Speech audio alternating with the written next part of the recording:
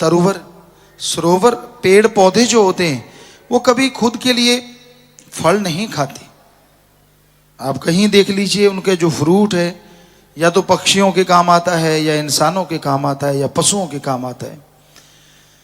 तरुवर फल नहीं खाते हैं, वो फल नहीं खाता। सरोवर, सरोवर कभी पानी खुद नहीं पीता, वो दूसरों को देता है। उसी तरह संत पीर फकीर इस दुनिया में सबका भला करने आते हैं, सबका फायदा करने आते हैं। कई लापरवाही में मन के अधीन होके उनके वचनों की काट करना शुरू कर देते हैं। संत बहुत देखते हैं ध्यान से कि ये बंदा नहीं मानता, बहुत समझाते हैं, मान जा बेटा, अरे मान जा, कहता खिल्ली उड़ाते रहते हैं। और जब आके पड़ती है ना मार सिर पे, उसकी बेआवाज तलवार जब पटाख से पड़ती है, फिर चिल्लाता है, दोष फिर भी गुरु को देना है, भगवान को। मैं तो इतनी सेवा करता था।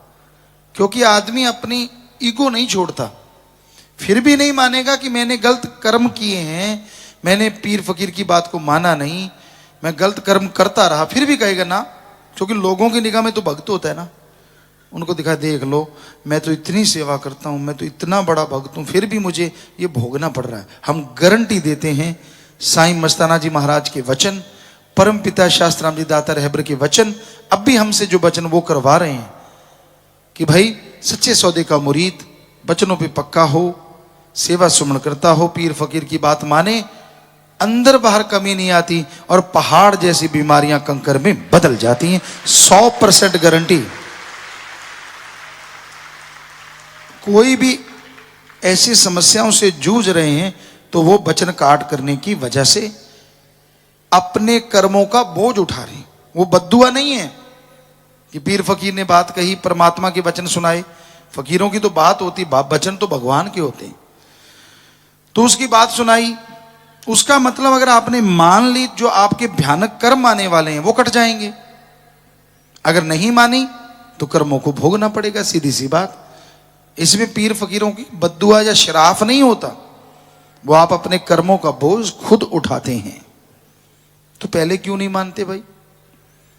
संत तो रोज जो रोजाना यहां मजलिसें सुनते हैं, वो लगभग हमें लगता महीने में 10-15 बार तो सुनते ही होंगे। हम ऐसी चर्चा करते हैं, मान जाओ भाई, छोड़ दो बुरे कर्म, छोड़ दो बुरे कर्म। कईयों को तो ये हो जाते हैं, पिताजी रोज ही क्यों बोलते हैं?